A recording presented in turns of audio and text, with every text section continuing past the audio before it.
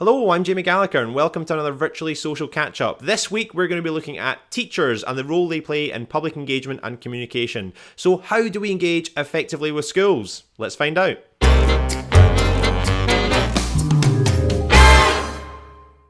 We're going to hear from three fantastic panellists today. First up, we're going to have Kovinder Johal, who works for the Primary Science Teaching Trust, and she's going to be sharing how she's ensuring effective science learning in primary schools. Then we've got Christy Turner, who is both a researcher and a teacher, and that dual perspective giving her a unique insight into what public engagement should look like. And finally, we've got Stephen Henry, who is one of the Royal Society of Chemistry education coordinators. Three fantastic perspectives. First up, over to Kulvinder. Who's coming and the purpose, why are they coming? So are they coming for the staff? Are they coming for the pupils? And what, as the person who's organising the event or the outreach, what do they want? So what is the purpose? What are you plugging hold? Do they want some awe and wonder? Do they want some babysitting? Is it sort of look after the children for an hour? So what is the purpose behind coming? If there's a cost implication, obviously the school leader, I'm as a science leader thinking about, there's a cost, what do I want happening? And I think really the teacher should be thinking about, letting the staff know this person's coming and this is what we're hoping to have happen. And as a result of the visit, we want this and this and this to happen. So it may be that we're having the microscopes coming in. So we've managed to get the microscopes in. We want to see how they work at the school. And then we're going to see if we can buy our own. So if the event works well and the teachers have been impacted and the teachers feel confident that they're going to be able to work with microscopes, then we're going to buy a set for our school as well. So you've got that impact. So something's coming into the school and we're hoping to see some impact. Obviously there'll be impact while it's there, but is there something that's going to happen afterwards? So when we're inviting organisations in, is it just for the day or a week-long event and then is that it? Or is there some lasting legacy? Is there some lasting impact? Particularly when I was using my science budget, I wanted to see that lasting impact. I wanted to see something happening for my pupils and ideally something happening for my teachers and my pupils. And a great example of that, for instance, is borrowing the moon. So when we did borrow the moon, the whole school was impacted. And I have 900 pupils were at my school. So that impacted all 900, including nursery. And certainly the teachers across all year group teachers were excited, engaged, including the office staff as well. And that really spearheaded an interest in science, which was great because that's what I wanted. And it was also brilliant because borrowing the moon is free. So that was sort of one of those things where you have a huge impact and that affected the children, not just in that week or over that term, but they carried that through for, months and years. And that really boosted the teachers as well, because they felt energized and able to teach that subject. That was great CPD for them as well. Another example, the microscopes I talked about that as well. It's the word sort of spearheading and moving, galvanizing the staff and the pupils. And it's finding oh, sorry, I was looking at that thing. Why is that popped up in the middle of my screen? Sorry. It's finding organisations to work with where you have that impact. And I've been fortunate to work with lots of organisations where I've been affected and that has really impacted me. And it's made me think about how can we transfer this to the school, to my school? So when we had, for instance, an adopt a school, that there's an adopt a chef that you can get into your school. So a chef comes into your school and works with a year group, which I found brilliant. He wasn't actually going to be working in my year group, but I went in and had a look. And I thought, wow, we can do this at school and we can try and work with knives. If the children are using knives in year 3, this is something we can do. And this will encourage the staff to think about using knives and not being so afraid of doing that. And more and more year 3 were using knives. We even use knives in year 2. So that cooking element opened out to us doing workshops with parents as well. So we were inviting parents and pupils to cook together as a result of that engagement with one organisation. Sometimes it doesn't go well, And sometimes when you haven't got that expectation from your staff, the staff let the organisation take over. So you can walk, you know, when I've been in and spoken to people who had come into my school, I'd ask about what the staff had been doing, and they'd say, oh, they were at the back marking books, or they left me for a period of time. And I wasn't happy with that, and I wasn't comfortable that my team had done that. So I did go and chase them about that, and I made sure that in future sessions they knew what the expectation was from them, that I expected them to take part, because I felt, no, I know myself, I need to be involved in the sessions for me to be able to have that CPD, but also for me to have that relationship with my pupils so that they know this is valuable, this is important, Miss is doing it too. And for me to interact with the children in that way, because we're doing something different, we're doing something exciting, hopefully, and they can be themselves, and you see the real character of the children, and they can actually see a part of you as well, which they don't normally possibly see, because everything's, you know, quite formal at times, and we're on time frames. So I think when we're working with organisations, we want to be supportive and effective. And I think now that I'm on the other side of that and I'm working with schools, I feel I want to be supportive, I want to be effective, I want to create a relationship with the teacher, with the school that I'm working with. So we have sort of I'm gaining something from the school and they're gaining something from me. So it's a relationship, really. So that relationship could be an hour, it could be a week, it could be something that you repetitively do, you do regularly, fortnightly. So things like Farmer Time or Skype a Scientist, where you can actually, you know, contact someone and have a regular input from them, which is engaging for the pupils, and you're building a relationship with them, which is memorable and exciting, and it moves the learning forward. I find that kind of work is really successful in terms of what I'm currently doing, which is supporting primary science teachers.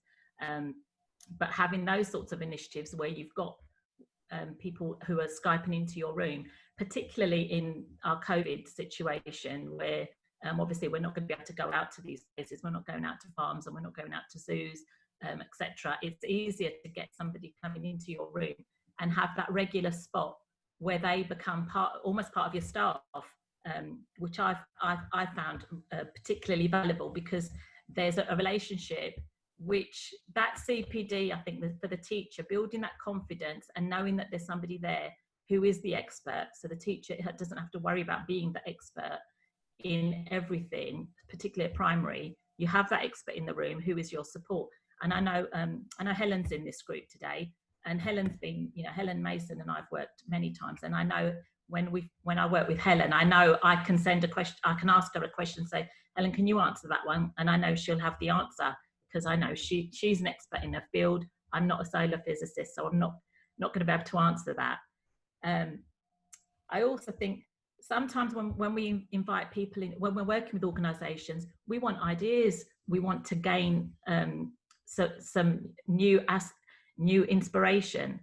And I think that is really important. That comes from the teachers, and that's something that I can't instill in the teachers. That has to come from a teacher themselves. Are they open to ideas? Are they willing to be listening? And I think back to something that, you know, when I was at a conference, we sat and we listened to the Jurassic Coast being presented to us by Dr. Angela Ford. And I'm from East London, and the Jurassic Coast is quite far away from us, really. But I was really inspired by that, and several of us were inspired by that. And we were listening, and we wanted to engage, and we found a way to make things happen. So I did take my pupils down to the Jurassic Coast, and we made that a regular feature of our school year. Another colleague of mine became a Jurassic champion, a PSTT Jurassic champion, and a whole heap of work came out of that. And that was as a result of us just being open and willing to receive information and have a go at things, which I think is really important when you're working with schools. Are the teachers receptive? Are they open to this? Are they aware that that's what's expected of them? Which I think comes down to the school and the subject leader or the SLT to sort of set down guidelines about what are their expectations, what is going to happen before you arrive, what's going to happen after you arrive, Is there homework? Is there a project that carries on? So you start it and then it gets carried on. Is there some links? Are you going to link with them throughout, for a period of time? Are you accessible? So for instance, in my regional mentor role, I am accessible to the school. They can drop in and out with me. So we can work for a term, we can work for a year, and then they can not contact me for a period of time and then get back in touch as they need to. So it's sort of, I'm on tap. And I think that's important for schools to have, know that the organisation is there. So you've had them in, you've had that support, you've had that input, and if you need anything, you can call on them again.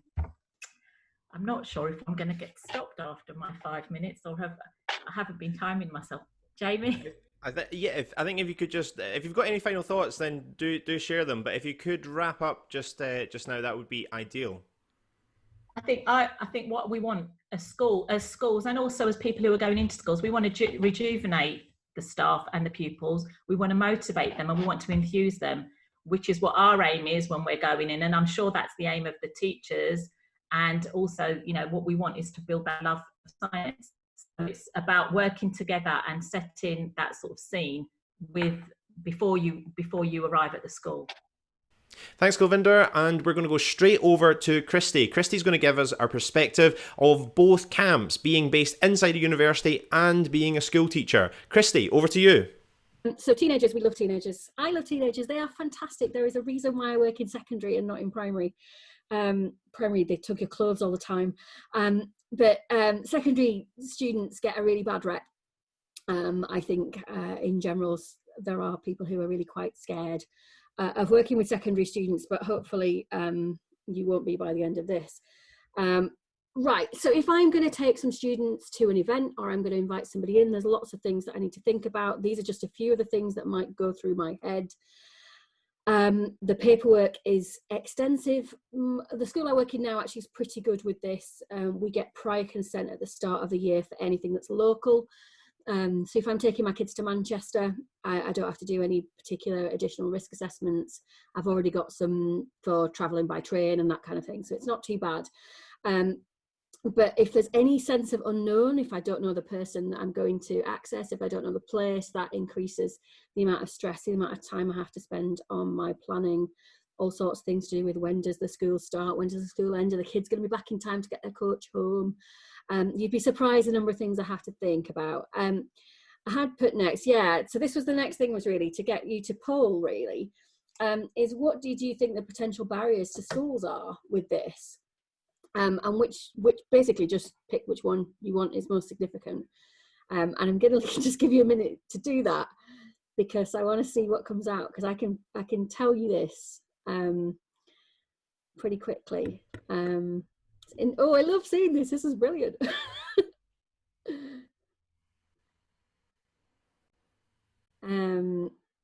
Just to see what you think is the case, because quite often we find people think it's other things.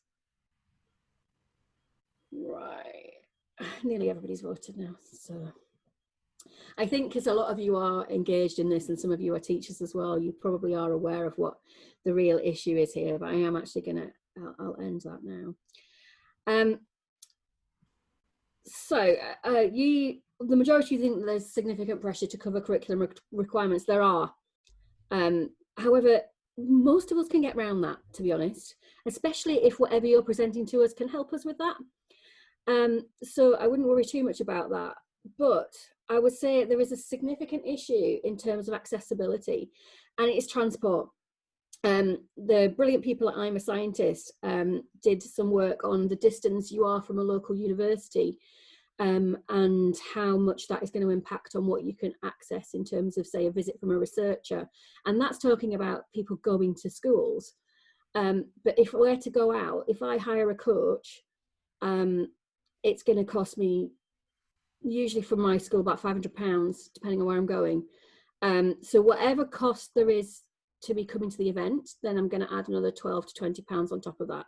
Because of course you've got staff who are on, you're not filling that entire coach with students as well. So that really is a really big issue, is transport.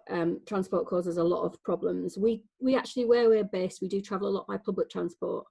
And with older students, we can sometimes get them to travel independently as well. I'm going to tell you a little bit of a tale of two primary schools. I said I'd touch on this, that I do a bit of outreach. I don't do loads because I'm primarily involved in teaching. But it was British Science Week, and actually the guy who's in charge of our outreach was on strike that week. That was a really badly timed strike. So I'm going to tell you about a couple of primary schools. This primary school here is my daughter's primary school. It's a tiny village primary with less than 100 students. And the other primary school is a large primary school in Burnley, and it's in a more deprived area. The little red X's are all the universities. So you can see, if you looked at the map of the Northwest, actually, we're not that far away from universities. So my daughter's school had a full programme. They had at least 2 visitors per day, per class. They activated their science parents very quickly, and got a really big programme running. I taught 2 classes that day, and lots of my science friends from the school community were there as well. It was only because I happened to be out in the morning at my daughter's school that I said to a friend of mine who teaches at this primary school in Burnley, I'm already out doing outreach in the morning. Are you doing anything for Science Week at school? And she's like, no, she's a reception teacher.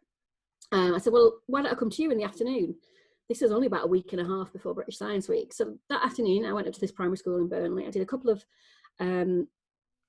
workshops with reception age classes. They had 1 visitor the whole week, and that was me.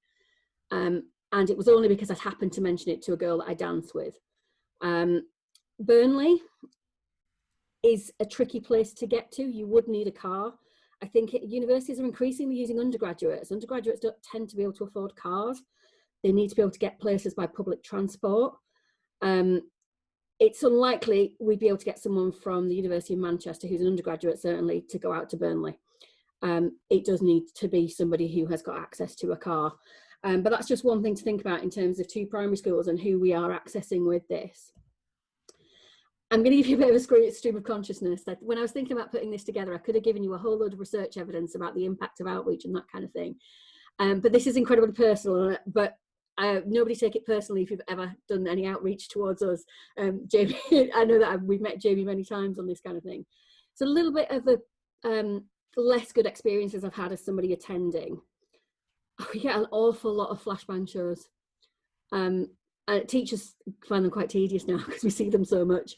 I would say flashbang shows are a little bit like pornography or chocolate.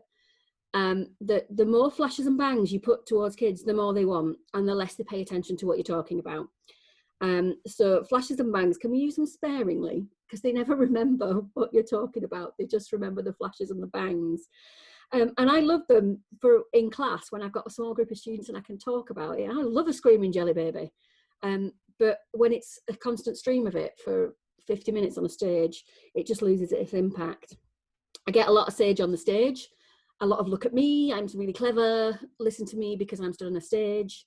And bearing in mind that most school students are not used to a learning environment which is transmission only towards them, they do find it really difficult to concentrate. Swearing is an attempt to get down with the kids. There's a particular researcher in London who said the F word so many times that my kids were shocked. It does occur, we accept people are human, but this was almost like it was put on, and it was horrible. We find that people tend to be really keen to work with our small groups of A-level students, which is great, but to be honest, the job has been done for you. They've self-selected to do A-level chemistry.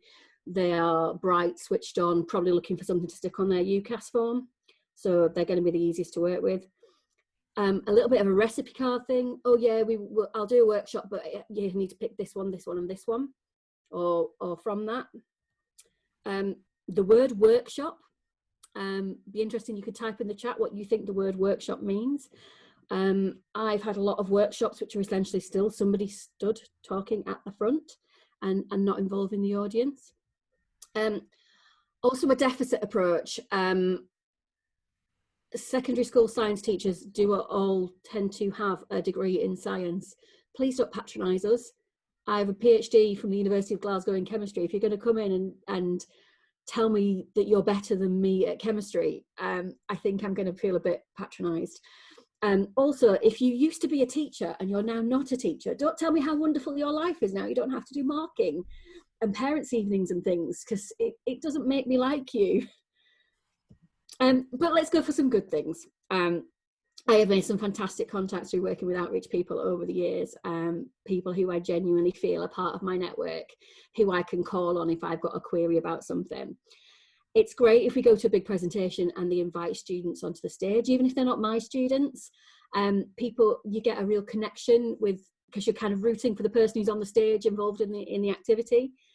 People who are relatable and open and let a little bit of their life out. I would say that about personal introductions and meeting and greeting. Ask the students their names, tell them your name, even if you've been introduced. And if there is something about you, the thing I'd say about students, their aspirations is, students may not want to be scientists, or they may want to be scientists, but they also want to be other things. Many of them have got a picture about what their life's going to be like in the future. So if you have kids, it's not terrible to mention, I don't know, something about your kids. You don't have to tell me all about your kids. You can just slip it in that you happen to have kids. Because that tells them that you can be who you are as a scientist or whatever you do, and have kids and have a life. It's the same with if you're LGBT, if you're happy to talk about that. Dave Smith does a brilliant job of this when he gives his presentations, because there will be people in the audience who are exactly the same and feel that they want to be part of a community and maybe have never seen an LGBT scientist as well. So if you do have something about you that you can let out, just a little bit of knowing you, people like people's stories, and not just the science. Please do use teachers as partners and collaborators. We do know some stuff. Help us with younger students. We would love to get more 11 to 14-year-olds enthused about science. It's the point when their lives are most complicated. Puberty, friends, social media, so many pressures, and we would like to give them some influences on their science as well. But they're the most scary for people who are working with the public, and probably the most difficult to work with, but they're the ones that we need the most help with. And do tweak things for us. We accept that you will have certain things that you do, because you can't endlessly redesign things. Otherwise you'd be there for days and days and days and never get out and meet anybody. But do just tweak things. If we say, oh, we covered this last week or something, that would be really good. As I said, I do some outreach at Manchester. Some of the things we're trying to try and focus on going forward is working with younger audiences, working with everybody, all academics and all PGRs, especially if we're going to try and target those regions that don't necessarily get people out to them. We're going to accept that we are the ones with cars and with a little bit of benefit of time. It is generally expected that we all do a bit, which is better. We're going to work more with teachers. Teachers are the first and foremost the best science communicators that we have. Day in, day out, if you can make the science experience for students in classrooms better, then you will make them more likely to choose science in the future. A one-off show is not going to do that. We think about what we can do virtually, and also helping schools to apply for funding so they can get past those barriers. Putting in an application for funding is really, really intimidating if you're a school teacher, and it takes a lot of time. So whatever we can do to help with that. This is me. You are welcome to get in touch with me. That's some of my writing, whether it's in Journal of Chemical Education or some of them more mainstream stuff. And I will catch up with what's been going on in the chat, because I've just seen that there the whole time. Thank you very much. Thanks, Christy. That was brilliant. We've got one more speaker for you today, and that's Stephen Henry, one of the Royal Society of Chemistry's education coordinators. So, Stephen, how are you helping schools to support chemistry education in the classroom? Over to you.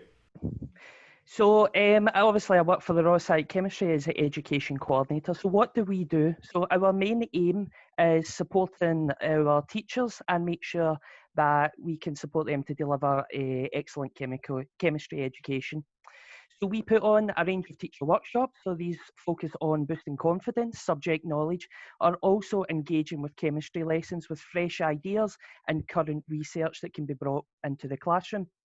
Since the start of lockdown, our team has adapted. So we've went from face-to-face sessions to virtual sessions, and so far we've put on 85 sessions with over 1,000 attendees, and we're working towards 100 sessions.